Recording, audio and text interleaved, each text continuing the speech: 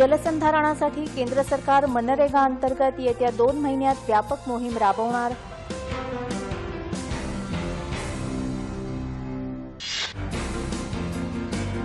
NCC सारख्या युवकांच्या अधिकृत संघटनांनी जलसंधारणाच्या कार्यात योगदान द्यावं, पंतप्रधानांचं आवाहन.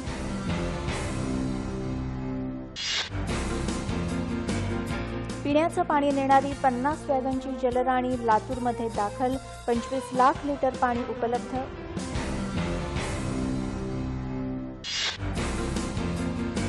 विदर्भ आणि मराठवाड्यातल्या प्रकल्पांना गती देण्यासाठी सुधारित प्रशासकीय मान्यतेचा अधिकार संबंधित पाटबंधारे विकास महामंडळांना प्रदान करणार. भारतरत्न डॉ. बाबासाहेब आंबेडकर यांचा जन्मदिन आता जलदिन म्हणून पाळला जाणार.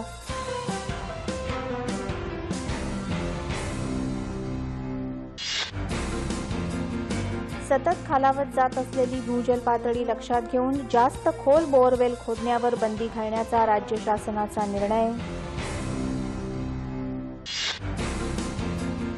राज्यात गेल्या काही दिवसांपासून उष्णतेचा कहर, विदर्भात पारा 42 अंशांवर, महाबळेश्वरलाही उन्हाचा तडाखा. नागरी सहकारी बँकांनी नियम पाळल्यास सहकार्य, मात्र बँका न सुधारल्यास कारवाईचा बडगा, रिझर्व्ह बँकेची सूचना. समझोता एक्सप्रेस स्फोट प्रकरणात लेफ्टनंट कर्नल प्रसाद पुरोहित यांच्याविरुद्ध कोणतेही पुरावे नाहीत, राष्ट्रीय तपास संस्थेचं स्पष्टीकरण. कोहिनूर हिरा भारतात परत आणण्यासाठी सर्वतोपरी प्रयत्न करणार, केंद्र सरकारचं स्पष्टीकरण.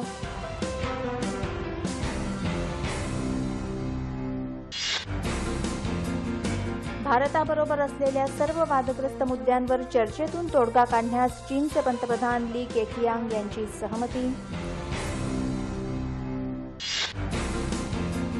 मुंबईत बोरिवली इथं काल तृतीयपंथीयांसाठी ट्रान्स एम्पॉवरमेंट मेळ्याचं अनाम प्रेम या संस्थेतर्फे आयोजन.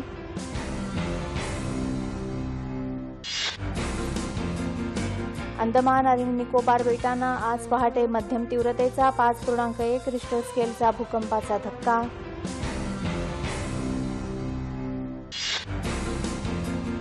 कर्मचारी भविष्य निर्वाह निधीतली रक्कम काढण्यावर नियंत्रण आणणारी अधिसूचना रद्द केल्यामुळे कर्मचाऱ्यांना दिलासा.